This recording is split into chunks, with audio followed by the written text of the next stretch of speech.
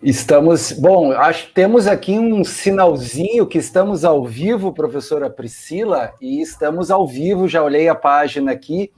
Então, inicialmente, eu quero dar as boas-vindas a todos e todas que estão nos assistindo via a página do Facebook, aqui do uso de tecnologias digitais. Hoje, aqui na página, eu inauguro uma sequência de vídeos que serão mensais, onde eu vou trazer, além de um grande amigo e uma grande amiga, eu vou trazer sempre pessoas que são relevantes nesse campo de conhecimento, de aprendizagem, educação e muito relacionado com tecnologias digitais no aprendizado, seu uso no aprendizado. Hoje eu tenho a honra de receber a professora doutora Priscila Cols, que além de ser uma grande amiga minha, para mim é uma das grandes referências nos saberes relacionados à tecnologia digital, educação, aprendizagem. Ela é já autora de uma grande quantidade de obras e, posto isso, professora Priscila, vou deixar aí um tempinho para tu te apresentares aí para o pessoal que está nos assistindo. Ok, bom, boa noite. Primeiro aí, meu amigo Luiz. Boa noite a todos e a todas que estão aí nos acompanhando. Não sei se tantos elogios assim fazem jus à minha pessoa, mas agradeço muitíssimo. Somos aí amigos de muitos anos, parceiros aí de trabalho, de estudo. Muito me alegra estar aqui conversando, batendo esse papo hoje, né, Luiz, sobre essa questão que para nós é tão importante, que é a questão das tecnologias digitais nos processos de ensino e aprendizagem.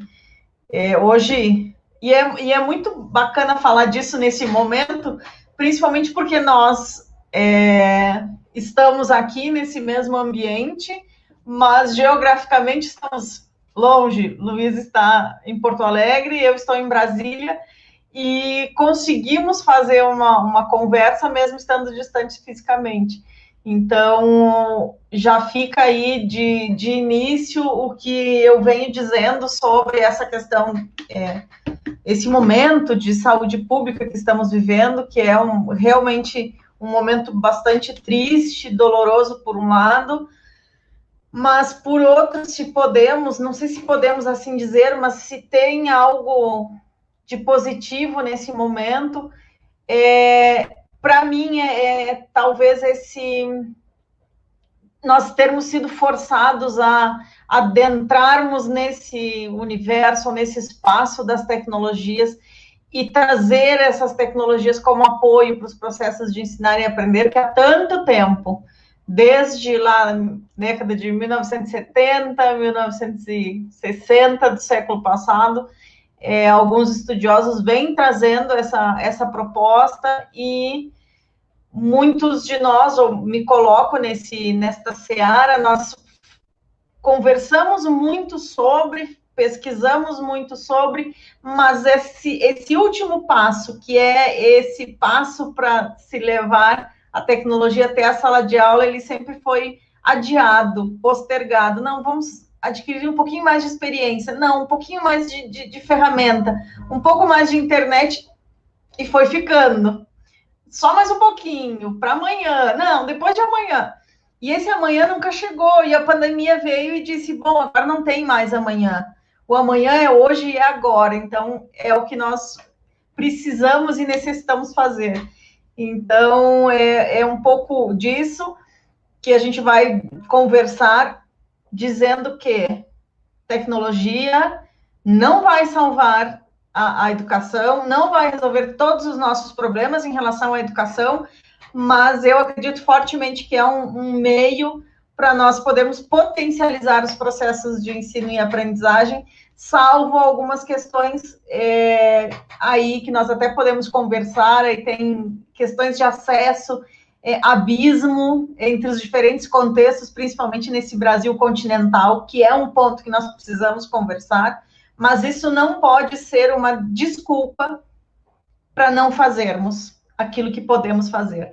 Então, é mais ou menos por aí, como o Luiz falou, eu sou Priscila Cols dos Santos, sou gaúcha, vivendo em Brasília, trabalho na Universidade Católica de Brasília, sou oriunda de um curso de graduação que muito me orgulha, que eu fiz a minha graduação na PUC do Rio Grande do Sul, e ele se chamava Pedagogia, Multimeios e Informática Educativa, que, na minha opinião, obviamente, é o melhor dos três mundos, principalmente no atual contexto. Nós juntamos as questões pedagógicas, educação, tecnologia e a comunicação, tanto os processos comunicativos como os recursos de comunicação. Então, para mim, foi um dos melhores cursos que nós tivemos, para quem é da área, obviamente, mas que, infelizmente, foi descontinuado por uma determinação aí de Ministério da Educação e outras questões que um outro dia a gente pode conversar, mas que não é o caso de hoje. Então, sou oriunda desse curso, mestre e doutora em educação, mas venho sempre transitando nessa linha tecnologia, educação, valorização da educação, permanência estudantil na educação básica e superior, a valorização do professor, da formação do professor, porque não adianta falar em tecnologia e não falar de formação discente e docente. Então, por aí a gente vem transitando aí nesses últimos anos e vamos bater esse papo com o professor Luiz Mota, meu querido amigo. Muito obrigado, Priscila. Vamos nos tratar pelo primeiro nome, assim, embora nós estejamos assim formalmente expostos e apresentados aqui. Eu não vou me apresentar porque perante a tua pessoa me sinto engatinhando, mas não. E como eu te disse pessoalmente, a estrela aqui é hoje. A estrela de hoje é tu, tá? Eu queria pegar um pouco da tua fala para fazer uma provocação, que é uma provocação que eu acho que nos fazem, mas eu queria trazer essa provocação falando de um camarada do século passado, do século XX, que me é muito caro, que é o Seymour Papert. E ele tem um parágrafozinho nesse livro aqui, ó, deixa eu botar aqui, Logo, Computadores e Educação, que esses dias eu fiz um vídeo lá no site da i2Edu, que agora eu estou fazendo conteúdo exclusivo para lá, que é um pouco mais acadêmico, não é tão descolado como o meu canal do Facebook, né? E esse livro aqui, eu tenho a versão em inglês, que é o Mindstorm: Children, Computer and Powerful Ideas. Esse livro nos Estados Unidos ele foi editado em 1980, ou seja, finalzinho da década de 70. E ele foi publicado no Brasil, logo em seguida pela Brasiliense, que para os jovens há mais tempo que nem eu, Brasiliense fez parte da minha formação, da minha consciência política, com aquela sériezinha O Que É, não sei, tu era muito pequeno, tu não vai lembrar, mas são uns livrinhos pequenininhos, a série O Que É. Bom, esse livro foi editado em 1985, 5 anos somente depois da publicação do Mindstorm, Children, Computer and Powerful Ideas, que eu acho curtíssimo tempo, assim, se tratando de coisa de educação, aquela coisa toda que a gente sabe. Bom, aí ele diz o seguinte, que eu achei muito interessante isso em 1980. Não porque projetei um futuro da educação em que as crianças estarão rodeadas por alta tecnologia, mas porque acredito que certos usos da poderosa tecnologia computacional e das ideias computacionais, e aí eu sublinho ideias computacionais, podem prever as crianças com novas possibilidades de aprender, pensar e crescer, tanto emocional quanto como cognitivamente.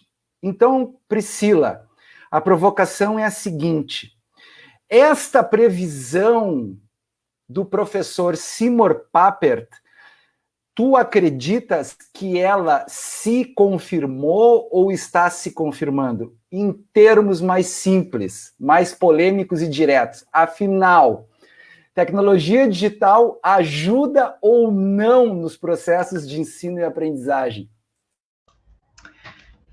Dale, vamos lá. Seymour Papert, para mim, é um dos grandes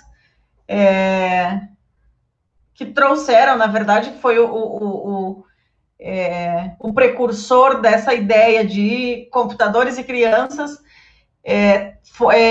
contemporâneo do Piaget, embora tenha uma vertente muito mais vigotskiana do que Piaget. Aí o próprio Papert trouxe à tona a questão do construcionismo. Eu costumo, Luiz, não ser tão, digamos que, não digo incisiva, mas ser tão diretiva ou assertiva em relação a essa questão, porque ela tem nuances que são importantes de ser levada em consideração. Primeiro, como eu disse antes, a tecnologia não vem para resolver todos os problemas, nem do mundo, nem da educação. Então, tem uma palavrinha básica, e aí eu tenho alguns dos meus alunos que estão nos assistindo agora, que eu digo sempre, eu inicio e termino o semestre dizendo a mesma coisa. Utilizar tecnologia nos processos de ensino e aprendizagem sem planejamento é a mesma coisa, ou quase a mesma coisa, que dizer que nós estamos fadados ao erro. Nós precisamos de uma intencionalidade ao inserir a tecnologia na sala de aula, ao trazer este recurso, porque ele é só um recurso, não é um fim, a tecnologia precisa ser tratada como um meio, como um potencializador do processo de ensino e aprendizagem. E levando essa questão em consideração, e aí eu até diria que o Papert foi, sim, profético, quando ele trouxe essa afirmação, essa possibilidade. Ele, claro, na ideia dele, ele trazia os computadores. Hoje nós temos smartphones, ou outros artefatos aí que são mais robustos em termos de possibilidade e menores fisicamente. Mas ele foi assertivo e profético nesse ponto de enxergar a possibilidade. Nós ainda, aquilo que eu falei no início, nos falta ainda esse passo. Acho que algumas pessoas, alguns educadores conseguem fazer esse uso de uma forma muito significativa, levando em consideração, principalmente, conhecimentos prévios dos alunos, que a gente precisa, uma questão importante, como sem tecnologia, entender quem é o nosso aluno, o que ele conhece, para que a gente possa pensar onde nós podemos auxiliá-lo a chegar. Isso é um ponto, porque é um processo de parceria. Aí a tecnologia vem como um meio para trilhar esse caminho. Nesse ponto, nós ainda estamos, na minha opinião, não é que nós estamos engatinhando, mas ainda nos falta um pouco esse passo nessa direção, porque, principalmente na educação básica, por muitos anos, aí tu vai lembrar, e aí contemporâneo da nossa época, de escola juntos, colegas, nós somos colegas, o Luiz era meu chefe. Na educação básica, o que é? Nós tínhamos um horário pré-estabelecido que os professores precisavam ir no laboratório de informática. Bom, toda semana, e isso não era só onde nós trabalhávamos, em outras escolas que eu atuei também, toda semana vinha aquela dúvida e os professores correndo desesperados, o que nós vamos fazer hoje? O que nós vamos fazer hoje? A aula é daqui 30 minutos. Então, claro que se nós temos uma equipe de suporte que acompanha esse processo, essa equipe consegue adaptar um momento de uso do antigo laboratório de informática mais próximo à realidade de sala de aula ou aos conteúdos de sala de aula. Mas se o professor deixa para pensar 30 minutos antes, nós não conseguimos alcançar o potencial que o Papert viu na tecnologia. Por quê? Porque ela é só... na verdade, ela foi por muito tempo vista como entretenimento e ela ainda é vista como entretenimento. E aí aqui a gente precisa pensar um pouquinho o que é o entretenimento que pode ser utilizado para a aprendizagem, para o ensino e para a aprendizagem, se nós tivermos um planejamento que ancore esse entretenimento, porque enquanto aluno, não necessariamente eu preciso ter consciência de que aquele jogo que eu estou jogando, ou qualquer outra atividade, vai contribuir em alguma aprendizagem de algum conteúdo, digamos assim. Mas eu, enquanto docente, sim. Eu posso proporcionar, assim como os momentos de pátio, os momentos de recreio também são necessários para o desenvolvimento não só corporal, mas cognitivo da criança, dos adolescentes e dos adultos também. E não necessariamente nós nos damos conta que participar de uma corrida, de uma brincadeira de pega-pega, digamos assim, tem algo que a gente pode aprender. Eu, docente, sou quem devo me dar conta, ou é necessário que eu me dê conta disso, e depois faço um processo reflexivo com os alunos, o que nós podemos aprender a partir disso, né? E a tecnologia é mais ou menos a mesma coisa, é mais ou menos por aí. Quando nós conseguirmos entender eu digo sempre que é uma nuance, assim, é um detalhe.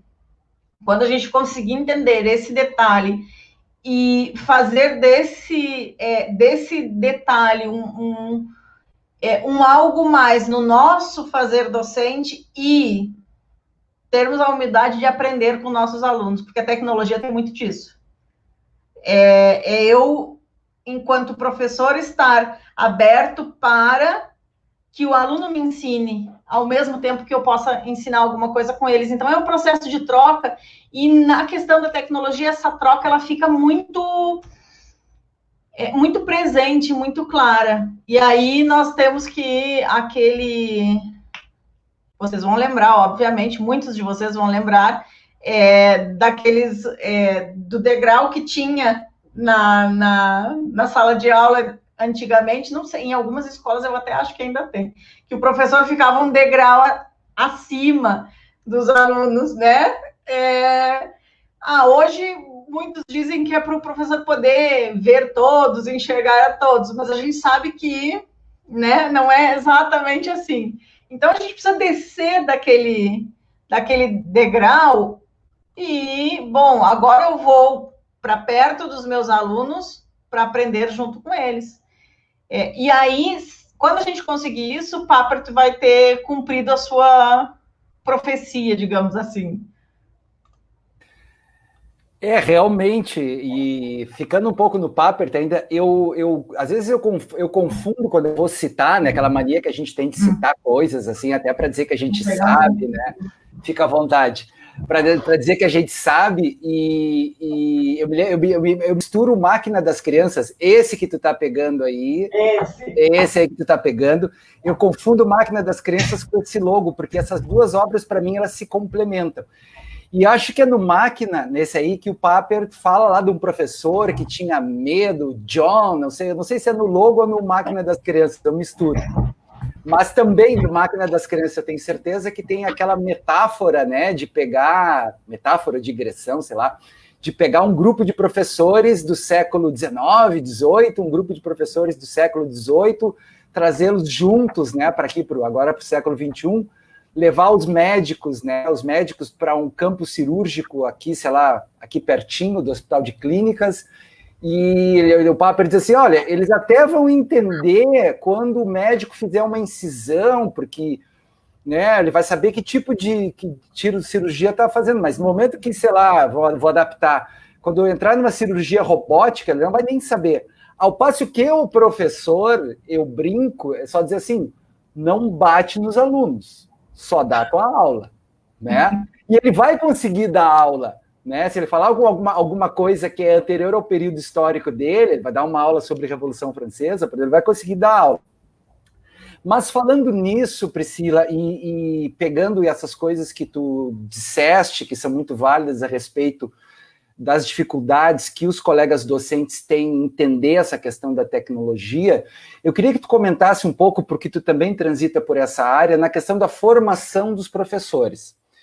Tenho certeza que os teus alunos não vão ter esse problema, mas aonde que estão ou está na formação dos cursos de licenciatura e de pedagogia, eu vou te dizer porque eu também não sei, tu está muito mais próxima disso do que eu, onde que está entrando, ou se está entrando, já começou a entrar alguma formação específica relacionado ao uso ou a possibilidade do uso de tecnologia digital como uma ferramenta a mais, não como era, como tu falaste bem, na época áurea da início do século XXI, onde tinha aquela competição entre as escolas para quem tem o maior laboratório de informática, e ter laboratório de informática era sinônimo de modernidade.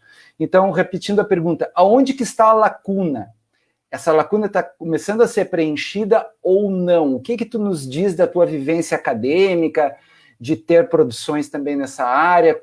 Como que tu nos dá esse panorama? Porque eu digo, a professora Bernadette Gatti, da USP, a qual eu estudei, ela disse que o cenário não está muito favorável na questão até da formação básica do professor. O que tu nos pode dizer a respeito? Bem, essa, Luiz, é quase que aquela pergunta de $1 milhão. Quem descobrir onde que está o furo, vende a solução e fica rico. Mas vamos tentar aqui conversar um pouquinho. O que eu vejo e o que eu penso? Eu acredito muito no processo de formação, e aí nós temos dois aspectos que são bastante importantes em relação a isso, que uma delas é a formação inicial, que aí é a formação a nível de graduação, e aí tu pega as licenciaturas, e outra que é a formação continuada. E uma está diretamente ligada com a outra e uma impulsiona a outra. Já me explico. Nós temos um modelo, ou tínhamos um modelo de graduação e de licenciaturas muito voltado para as disciplinas. E, na minha opinião, num errôneo entendimento de que, e aí isso atualmente vale para todas as profissões e para todas as áreas, que ao terminar um curso de graduação, nós estávamos prontos para sermos o profissional para o resto das nossas vidas. E isso vem do processo formativo. Ou seja, e aí isso vai continuar sendo, não acredito que vai mudar, mas nós repetimos. Hoje, nós professores repetimos muito da nossa vivência enquanto estudantes. Porque somos seres que nós aprendemos a caminhar porque nós vemos outros caminhando, nós aprendemos a falar porque ouvimos e porque vemos o gesticular das mãos e articular da boca. Então, nós somos seres que aprendemos, assim como outros animais, que aprendemos por imitação. E o processo de fazer docente não é diferente. Às vezes, as vivências, elas nos levam à contraprática.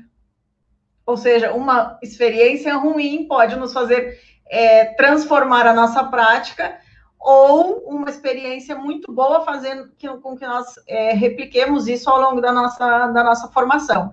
Mas aí, voltando à tua pergunta, o que eu vejo? Eu vejo uma tentativa de se falar da importância, e aí entra tecnologias digitais, entra metodologias ativas, mediação pedagógica, aprender com o outro. Existe uma fala muito... e aí, me desculpem alguns, mas nós vemos um discurso ainda muito forte, mas uma prática um pouco diferente do discurso. O que eu quero dizer com isso? Eu quero dizer que algumas aulas, algumas experiências na graduação, elas falam sobre o uso de tecnologia, elas falam sobre aprender pela pesquisa, ou aprendizagem baseada em projetos, mas ensinam sobre, não trabalham o processo de aprendizagem utilizando essa metodologia, utilizando esse ferramental.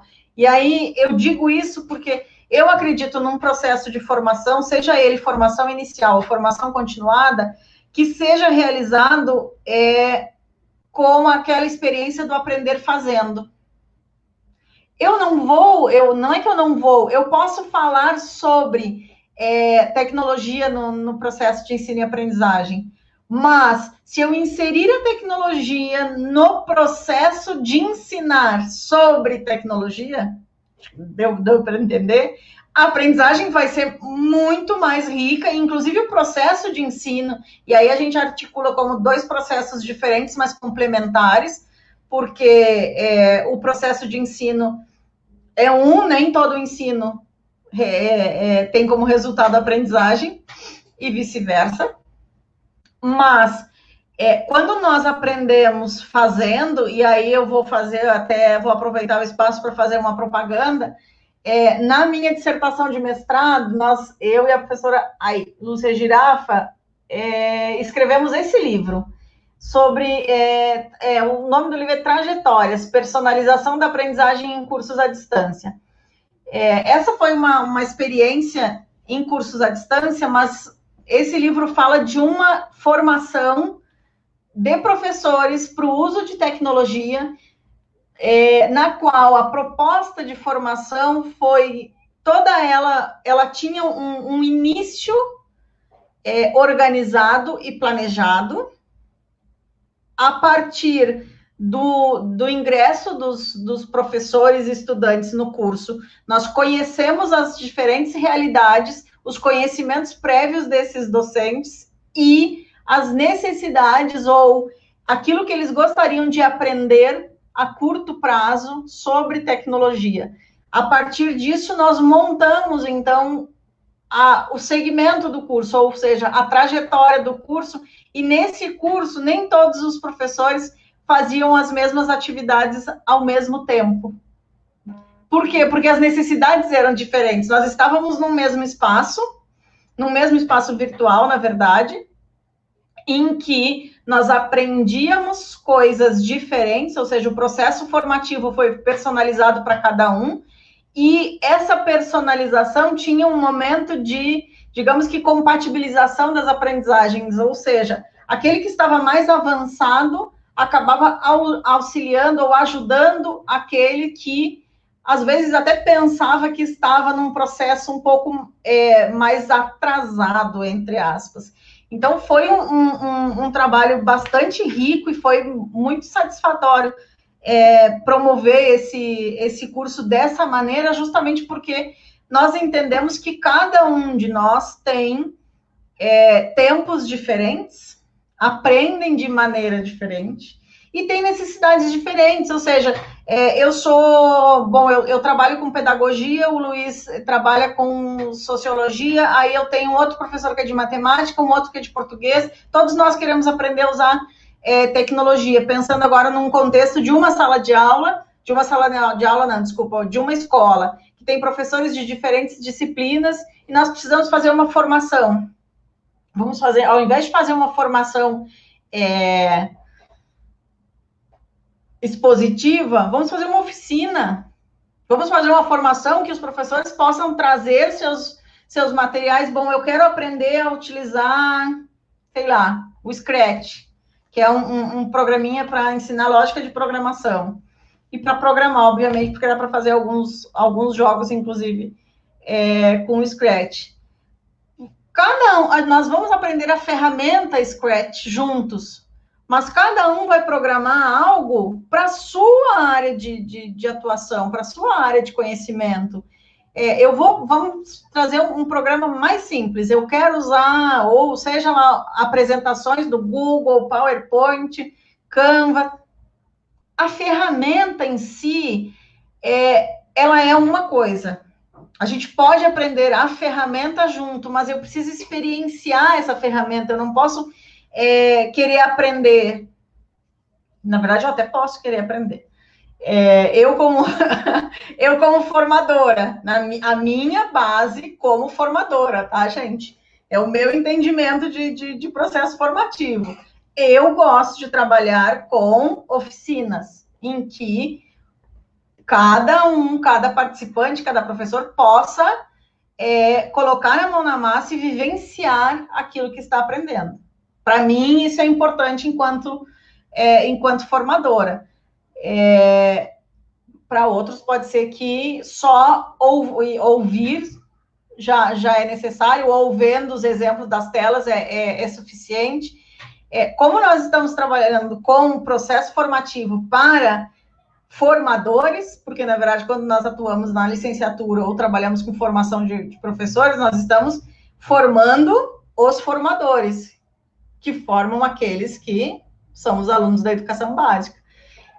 Então, por isso que, para mim, o vivencial é muito importante, porque nessa vivência nós conseguimos fazer esse processo de interatuar como aquele que ensina e aquele que aprende. No momento da oficina, eu posso ensinar sobre a ferramenta e eu posso aprender sobre física.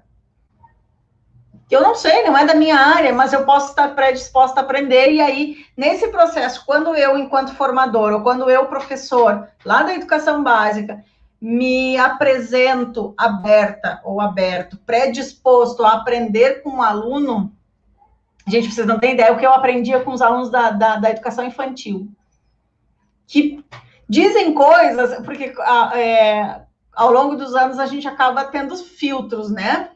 Todo ser humano, né? Ficamos mais comportados,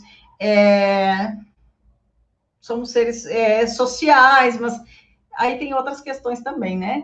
Nem todo ser social precisa ser formal, mas na educação infantil a espontaneidade é algo que para mim é o mais legal de trabalhar com crianças. E o que eu aprendia com as crianças de 3, 4 anos, quando eu dizia que eu não sabia.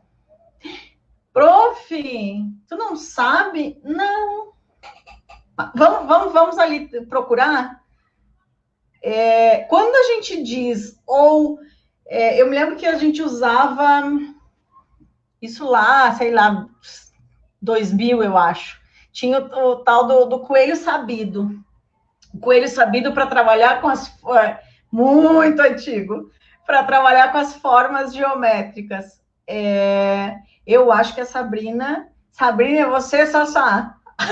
Eu acho que a Sabrina é lá da disciplina de ETC, Educação, Tecnologia e Comunicação, aqui do pós.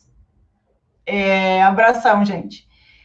Lá no Coelho Sabido tinha uns lugares meio que escondidos. E realmente eu não sabia, não conhecia, porque era meio que uma floresta e o coelho ia desbravando os caminhos. Gente, quando eu dizia para uma criança que eu nunca tinha visto aquele lugar, o olho da criança brilhava. E ele dizia, prof, então eu estou te ensinando? Sim, hoje, nessa hora, tu é minha prof. Era algo assim que cada um se sentia valorizado. E isso a gente não perde só porque a gente cresce. A gente gosta de aprender. Oi, Josi. Essa é a Josi. Lá de Araputanga. Não, a Josi é de Cáceres. Não sei, Josi. Mas é do Mato Grosso, viu? Mato Grosso presente aqui hoje conosco. Então, mesmo na graduação, valorizar o que o aluno sabe, e aí voltando à pergunta, para não parecer que eu fugi do assunto, quando o aluno da graduação, ou quando o professor da graduação consegue dizer para o seu aluno, putz, não tinha pensado nisso, não tinha pensado nesse ponto de vista, interessante. Esse aluno ou esse futuro professor muito provavelmente vai levar para a sua prática essa ideia de que ele também pode aprender com seu aluno, porque ele, enquanto aluno, ajudou o professor dele a aprender. Então, para mim, essa deveria ser a essência dos cursos de formação em licenciatura nas áreas na verdade, em todas as áreas, mas principalmente na educação. Muito obrigado, então, por essa tua, digamos assim, tu nos trouxe para a atual situação, né? Eu nem vou comentar o que eu acho dessa atual situação, porque o meu papel hoje aqui é zip. Mas eu não posso não deixar de fazer algumas relações, até porque estou com o meu mestrado recém-terminado, né? E a gente fica meio viciado, tu sabe muito bem, já passou por isso, já passou pelo doutorado, está fazendo livro, faz um monte de coisa, faz pós isso, pós aquilo, e os saberes anteriores, os próximos, é aqueles que ficam ainda reverberando na cabeça da gente. E, primeiro, assim, começando por onde eu acho que é a base, que é o papel do docente, né? E eu vejo cada vez mais, e é uma opinião, tá? Vou me meter um pouco aí, né? Mas eu acho que é a questão da paixão do professor, né? Então, se tu tem um docente que é apaixonado, que está fazendo ali por vocação, eu acho que essas coisas fluem naturalmente, como a gente vê que tu é uma pessoa apaixonada, né? De uma questão mais acadêmica, eu vejo essa questão muito do Vygotsky, da necessidade da mediação do docente, né? Vi também aí na tua fala as coisas lá do teu amigo, que eu chamo de teu amigo, Pierre Levy, porque tu deu aula junto com ele, deve ser teu amigo, né? Vocês devem estar trocando aí o WhatsApp e tal. Dessa coisa da inteligência coletiva, que não é possível mais ter um saber que esteja centrado numa cabeça brilhante somente, né? Porque as cabeças brilhantes, elas são muitas, porque o nosso mundo ele é povoado de centenas de milhares de conhecimentos, assim, né? E aí lembrei também de um amigo do Seymour Papert, porque tu também falaste nas crianças da educação infantil, que é o grupo de pesquisa do Mitch Resnick, que é o Lifelong Kindergarten, que é o Jardim de Infância para Toda a Vida, que é um livro clássico, né? Eu tenho um inglês. Eu tô louco para comprar esse aí, porque eu gosto de ter... É tipo colecionador, sabe? Eu tenho Mindstorms e tenho o logo. Agora eu quero ter essa edição em português dos meus vizinhos aqui do Grupo A. Então, depreendi da tua fala, e acredito que quem está também nos vendo e ouvindo, depreende de que, embora, né, e aí tu me corrige se eu entendi errado, tá? Porque aqui também eu sou plateia. Existe, digamos assim, e aí nós vamos falar do contexto geral, né? Se todas as escolas, em todos os níveis, público, privado, estão dizendo que agora é metodologia ativa, né? Que agora é o aluno no centro, que agora não sei o quê, mas a gente vê uma distância, como tu falaste um pouco tempo atrás, desse dizer e desse fazer. E eu queria dividir contigo uma opinião e te perguntar, existe possibilidade no contexto brasileiro, num contexto clássico de educação ainda, muito linear, né? Muito do palanquinho, tu ter a possibilidade, eu sei que já existe, tá? Estou me fazendo de bobalhão, mas eu já sei que existe essa experiência no Brasil, mas quero te perguntar porque eu quero te provocar.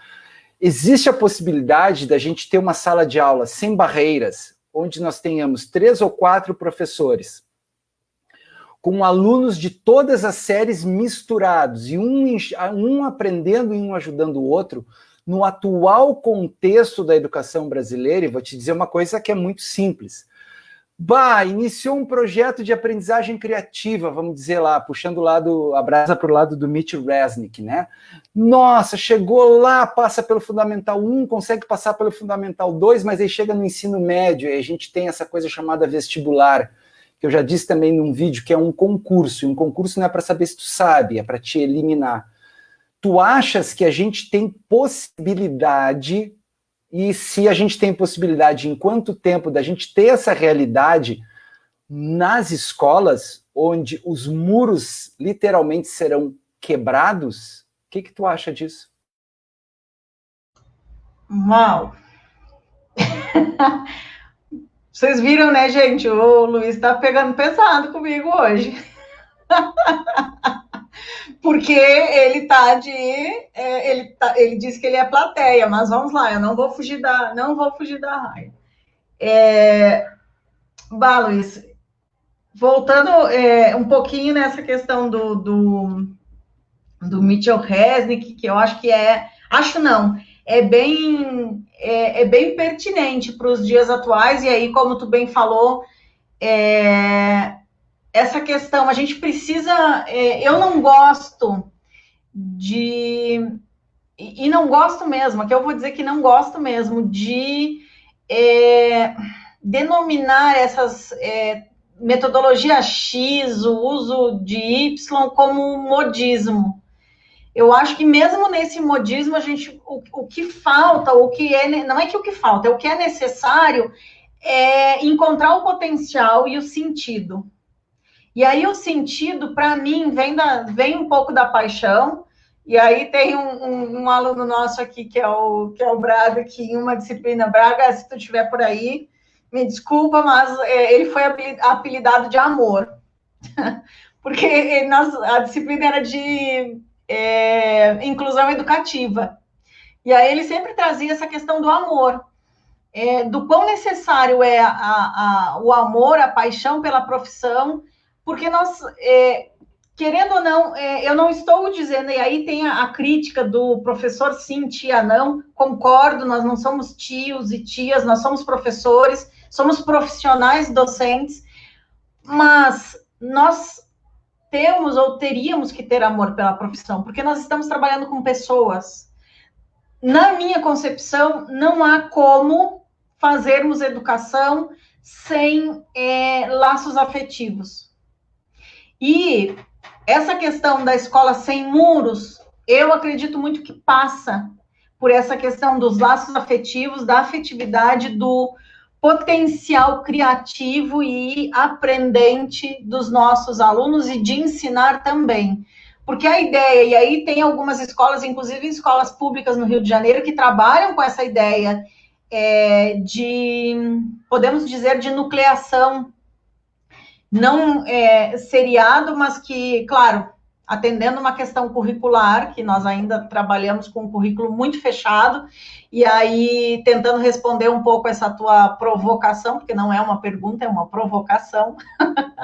Nós temos uma estrutura curricular bastante engessada. Na verdade, eu nem sei se ela é curricular ou ela é disciplinar.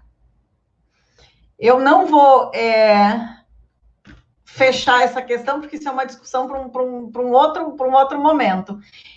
Mas a questão do currículo, ela dificulta bastante, digamos que essa questão da nucleação ou essa interação dos estudantes, não em anos específicos, mas entre anos, e aí eu acredito, e aí voltando à questão das tecnologias ativas, trabalhar com aprendizagem baseada em projetos, é possível fazer isso com em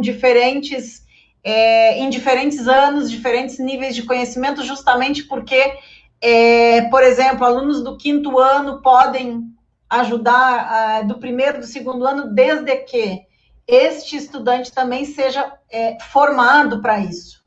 Ele precisa ser consciente de que ele vai ajudar os demais a aprender, mas enquanto ele estiver fazendo isso e neste processo, ele vai estar aprendendo também com esse processo de tentar ensinar e com aquele que ele acha que está só aprendendo com o que ele ensina. Só que isso é um processo de formação. Aí tu pensa só, se nós, professores, docentes formados, teoricamente, com maturidade para tal, não conseguimos, ou, em certa medida, vamos deixar assim, não conseguimos fazer isso, aí nós queremos que os nossos estudantes, de uma hora para outra, comecem a fazer.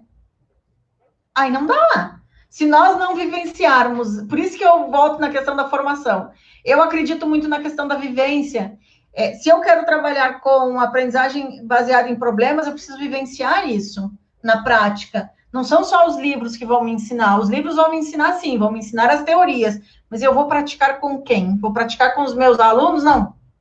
Só se eu me colocar como aprendiz desse processo com eles. Aí sim. E eu acho que seria o mais legal e o mais interessante para se fazer. E aí, agora, de novo, eu vou puxar a brasa para o meu assado. Na disciplina do semestre passado, que é também, eu ministro essa disciplina uma vez por ano na pós-graduação em educação, que é Educação, Tecnologia e Comunicação. A disciplina, e aí para o pessoal que está aqui assistindo, é o desafio a disciplina é dividida em 2 momentos, um momento mais teórico e um momento mais prático. Ao invés desse momento prático, eu simplesmente, digamos que ensinar as ferramentas e as possibilidades, nós trabalhamos a partir da pesquisa, e cada grupo faz um momento de formação com os seus colegas. Então, o próprio grupo se articula para termos momentos de formação em que cada um dos estudantes tem a experiência de ser formador e de fazer parte do processo enquanto estudante. Foi muito legal essa experiência, e a gente está repetindo nesse semestre, e cada experiência, cada semestre é diferente, porque, de novo, somos pessoas diferentes. A experiência do semestre passado, nós tivemos várias temáticas: cancelamento digital, redes sociais, aplicativos para inclusão, software livre, que até num momento o Luiz fez uma fala lá para nós, enfim, diferentes metodologias ativas, ABP, e resultou num livro. Outro dia eu convido o pessoal para a gente fazer o lançamento do livro aqui com o Luiz. Então, assim, são coisas que são momentos em que a gente, a partir de uma vivência prática, nós trabalhamos conceitos e teóricos, e além disso, nós montamos nós organizamos um livro para servir como uma experiência para outros professores poderem conhecer como é essa vivência e, de repente, a partir dessa experiência, adaptar isso para as suas práticas. Então, por isso que eu volto. Eu acho que também é importante, é muito bonito quando a gente fala, mas é mais bonito ainda quando a gente tenta colocar na prática. E foi isso que eu tentei fazer. A gente vai tentando e vai sempre aprendendo. Como eu digo pro pessoal, todos temos muito que aprender, e todos temos algo a ensinar. Seja nós que estudamos, seja aquele gurizinho, aquela guriazinha lá da educação infantil, a tia da limpeza, a tia da cantina, da cozinha. Todos nós temos o que aprender e o que ensinar, e aí por isso que eu costumo falar que a gente precisa criar uma cultura nas instituições, que aí eu falo muito da questão da permanência estudantil, da permanência e sucesso do estudante, e ela passa por uma cultura de pertencimento, não só do aluno, mas de todos os atores desse processo educativo. Eu falo um pouco disso. Olha, hoje eu estou só fazendo propaganda, gente. Eu falo um pouco disso nesse livro, que é sobre permanência na educação superior, e aí a gente faz uma proposta, inclusive, de modelo para permanência na educação superior. E aí, eu acredito, voltando àquela pergunta inicial, que quando nós conseguirmos exatamente, Ed, a educação brasileira precisa avançar, a BNCC é um movimento, embora eu tenha algumas críticas à BNCC, porque, na verdade, a BNCC ela foi muito bem escrita, ela tem um texto robusto, tem um texto muito bonito, mas nós precisamos de políticas de Estado, não políticas de governo, para que nós consigamos efetivar na prática o que está escrito ou descrito na BNCC.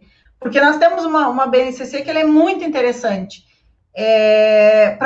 justamente para o desenvolvimento de competências, habilidades e atitudes do cidadão ou do futuro cidadão. Que é muito interessante, que é muito importante, porque nós trabalhamos com a noção de que o ser humano está sempre em um processo de construção, nós estamos nos reinventando. E a BNCC vem dar um respaldo, inclusive na educação básica, mas faltam subsídios para colocar isso em prática. E aí nos complica, justamente porque nós temos políticas de governo. Muda o governo, a política muda. Aí eu não posso continuar o trabalho do anterior, porque se eu continuar o trabalho que já está, não é legal, mas então eu vou estar dizendo que aquele governo deu certo.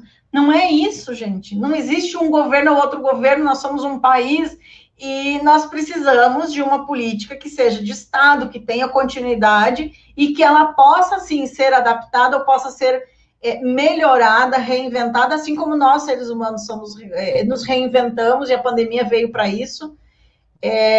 Então, eu acredito muito quando se fala, eu acho, voltando, essa questão dos extramuros, se é para responder, eu acho que a gente ainda tem, acho não, a gente tem um caminho muito extenso, muito largo.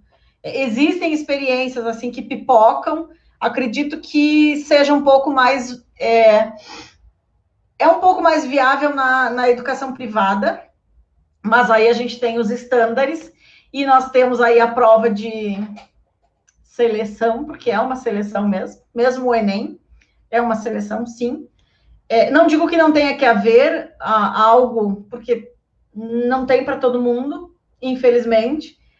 E aí também isso é uma crítica, é papo para uma outra live, porque existem países que têm acessos livre. Bom, vamos trabalhar com educação para todos, educação gratuita para todos, mas aí tem a questão do livre acesso, que esbarra na qualidade, que esbarra na permanência, na continuidade, e aí é uma outra questão. Mas, para mim, a mudança que nós queremos na educação, claro, passa por cada um de nós, mas por uma revisão muito profunda das políticas públicas, que teriam que ser políticas de Estado. Muito bem, é claro, né? Eu concordo plenamente contigo, senão eu não tinha te chamado. E o que tu trazes aí realmente eu acho que sempre foi o desafio da educação, e aí eu vou dar uma pequena contribuição, porque eu cheguei nesse planeta aqui antes de ti, né?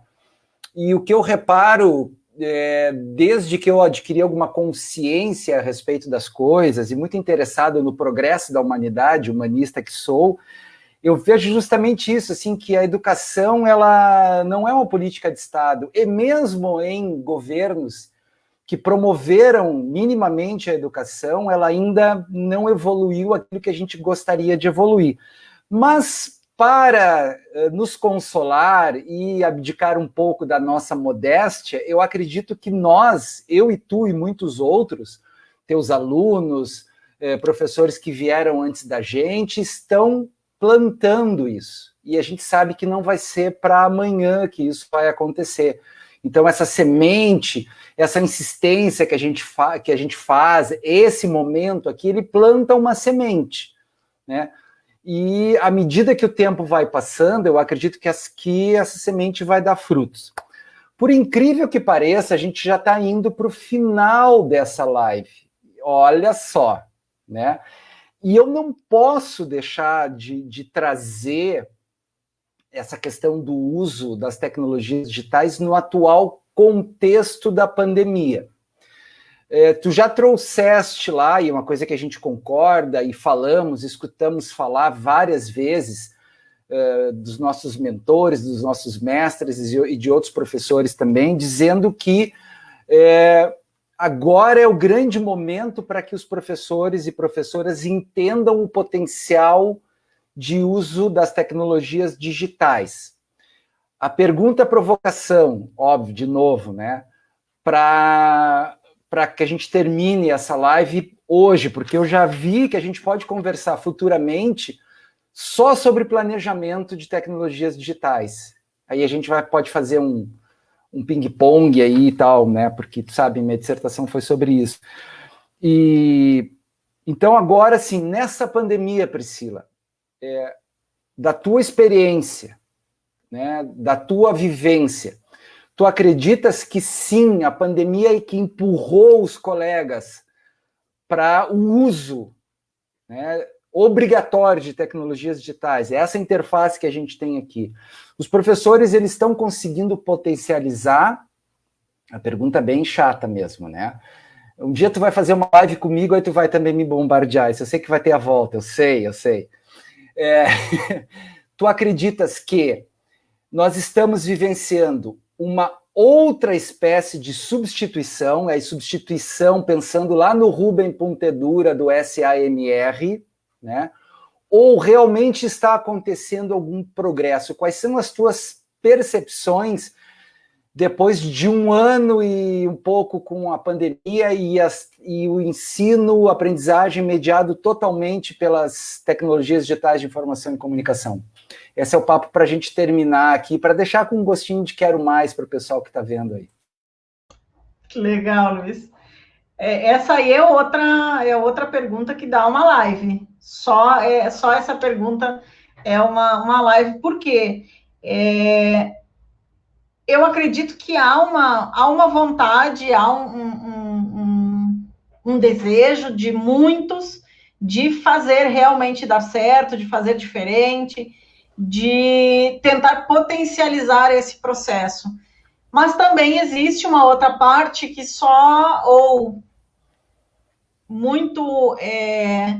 fez na verdade, somente mudou o espaço. Ó, a Clésia. É isso aí, Clésia, concordo contigo, que a educação precisa se tornar uma pauta prioritária no Brasil. Muitos, eu acho que transformaram o espaço de sala de aula num espaço virtual, que, na verdade, o que aconteceu? Bom, eu vou fazer uma aula de 45 minutos, vou gravar para aquele que não puder, para aquele que não pôde assistir, vou colocar em algum lugar, em Vimeo, YouTube, a mesma aula. Não dá certo, gente. A gente, querendo ou não, nós estamos saturados, por assim dizer, de falar com câmeras.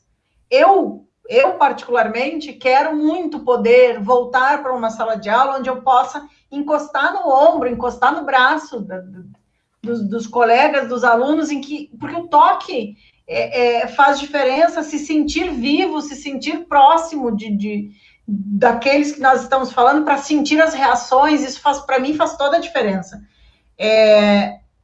Eu acho que existem, tentando responder rapidamente, porque eu sei que o tempo vai acabar, existem iniciativas bem interessantes justamente de tentar não fazer desse espaço virtual uma sala de aula física, existe sim, inclusive transformando um pouco os tempos, só que aí voltamos para uma questão de currículo e de carga horária, novamente, que é uma outra questão que pega no nosso calcanhar o tempo todo. Existe uma legislação que diz, bom, o aluno tinha 1 hora de aula por semana, ele precisa ter essa mesma 1 hora de aula por semana. Não dá, gente, na prática não dá. É uma teoria. Eu sei que nós estamos num processo de adaptação aí, mas já se transcorreram 1 ano, já faz 1 ano que nós estamos em casa e ainda estamos falando de mantermos essa 1 hora. Então, existem essas questões burocráticas e institucionais que precisam ser revistas, mas existem, sim, tentativas bastante interessantes de fazer com que esses momentos possam ser um pouco mais produtivos e colaborativos, usando outras ferramentas, disponibilizando outros espaços. E aí, de novo, eu acho que a pandemia veio e deu um empurrão para isso, para a gente falar com a câmera. Não necessariamente empurrou para a gente colocar a tecnologia no processo. Eu tenho a esperança de que nós nos animemos a começar aí a inserir outros recursos. Aí, o celular, seja algum software, algum aplicativo, mas a gente ainda precisa caminhar um pouquinho e pensar, voltar naquele planejamento, e aí o IT, o Edu, vem para ajudar nesse ponto, que é a dissertação do Luiz. A gente precisa conversar sobre isso, inclusive ele vai estar numa aula conosco falando sobre isso. A gente precisa de planejamento, seja para fazer as nossas aulas ou para colocar essa realidade em prática. Claro que tendo subsídios para isso das instituições, governos, enfim. nem tudo recai sobre o professor.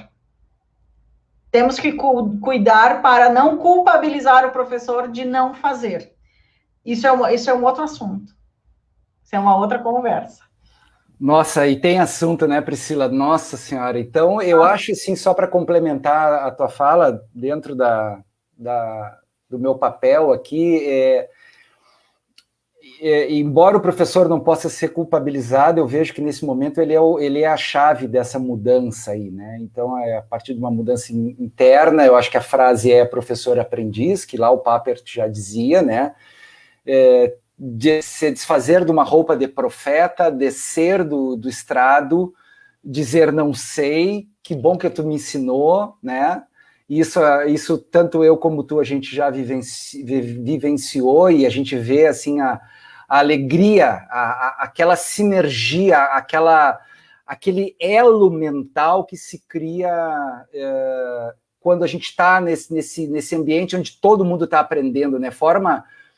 Trazendo um termo mais esotérico, aquela egrégora, parece que a gente está todo mundo no mesmo pensamento e as ideias começam a aparecer. Falando lá nesse teu colega, o Amor, eu me lembrei muito do Edgar Morin, aquele livrinho 7 Saberes para a Educação do Futuro, que ele fala nisso também, e fala também daquela consciência planetária, quer dizer, imagina hoje em dia o que aconteceu lá na China, o que repercutiu. Então, tudo que a gente faz aqui e agora, e o que nós estamos fazendo aqui, transmitindo numa plataforma mundial, que é o Facebook, algum eco vai dar.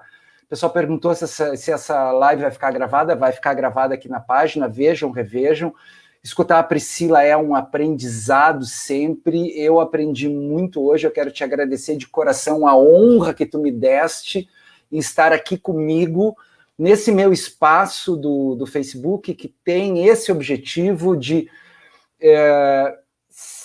se alinhar, de concorrer, ou seja, concorrer junto com os docentes para tentar dizer assim, olha, vamos lá, os saberes estão aí, se precisar acessar esses saberes, acessem, né? A Priscila mostrou um monte de livros dela, se vocês googlarem a Priscila vai aparecer todos os livros, vou te ajudar na propaganda, comprem os livros da Priscila, são muito bons. Aquele primeiro lá, eu quero comprar teu com a Lúcia, que é uma pessoa que eu tenho o maior carinho, a Lúcia é minha mentora, né? E eu já disse para ela que eu sou um padawan, que ela adora Star Wars, né? Então eu sou o padawan dela, ela é a nossa mestra Jedi. E, de novo, Priscila, eu quero te agradecer muito por ter inaugurado comigo essa série, né?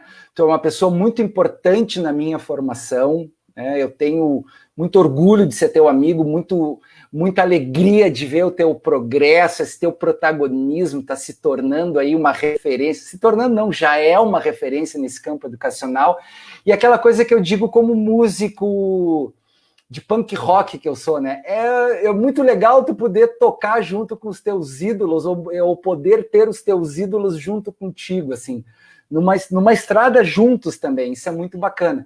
Então eu te deixo aí as considerações finais para a gente se despedindo dessa gente bonita que estava aí com a gente, desses sábios que estavam aí com a gente, com esses comentários, eu destaquei alguns, mas todos os comentários foram excelentes. A gente está diante aqui de pessoas sapientíssimas, né? Então te deixo aí a palavra para as tuas considerações finais. Muito obrigado. Legal, Luiz. Depois dessa até fico emocionada. É sempre um prazer, a gente vai batendo um papo, rindo um pouquinho, falando sério, mas é um prazer estar aqui nesse espaço, estrear contigo nesse espaço, acho que tu tem muito também a contribuir, muito a apresentar para essa comunidade, principalmente nessa questão da formação, não só a tecnologia, mas esse processo formativo e a importância desse olhar cuidadoso para o outro. Tu tem muito a contribuir nesta seara e principalmente na formação. A tua dissertação traz isso, essa questão muito... na verdade, esse ensaio de fazer aquilo que eu venho também tentando há alguns anos, de fazer esse casamento dessa área que é mais hard, que é mais dura, que é a computação e a informática, com a ciência da educação, que é o ser, que é o fazer. Acho que nós temos muito a aprender uns com os outros, e essa união, esse casamento, ele é necessário, ele é profícuo, mas não uma área tentando se sobrepor à outra. A importância, que é por isso que eu acho que os casamentos dão certo, é que não é um querer roubar o espaço do outro ou querer mandar no outro, não, é ter uma harmonia nesse conviver, nesse ser e estar nesse mundo. E se a gente, nesse momento, conseguiu plantar uma sementinha, é aquilo que eu digo sempre, a gente não vai conseguir mudar, fazer grandes transformações, mas se a gente conseguir chegar aí nas mentes e corações, digamos assim, não digo para transformar, gente, quem somos nós para transformarmos ideias, mas plantar realmente, deixar esse ponto de interrogação, um ponto de reflexão, para isso reverberar aí nas nossas práticas, nos nossos contextos. Acho que se cada um começar a fazer esse diferente no seu contexto, no seu lugar, nós podemos sim fazer a diferença. E aí, quando as políticas vierem nos ancorar, ou nos dar esse suporte, aí nós vamos estar preparados, porque também não adianta só a política nos impulsionar se nós não somos seres de formação e em formação, reconhecendo que todos somos aprendizes e ensinantes em diferentes momentos da nossa vida. Obrigadão, gente, por esse momento que passou super rápido. Foi um prazer. Aí espero que a gente possa seguir sempre conversando. Luiz, abração para ti também, para a Cris. Nos vemos, seguimos conversando sempre, gente. De novo, eu que agradeço a presença de todos e todas aí. Como eu disse, essa live vai ficar gravada, então já estamos aí deslocados no tempo e no espaço graças à virtualidade. Então, quero desejar a todos e todas, também para ti, Priscila, uma boa noite, desejando que vocês estejam com muita saúde, pedindo que vocês se cuidem, que se cuidem muito nesse momento difícil que a gente está passando, e com certeza, com essa postura de cuidados, a gente vai, em breve, estar falando aí do retorno do ensino presencial, do impacto que teve esse momento de pandemia. Até já, no próximo mês teremos um outro grande amigo meu, não posso falar porque ele não confirmou ainda, mas certamente vocês vão curtir. Até mais, pessoal. Boa noite a todos e todas. Tchau, tchau.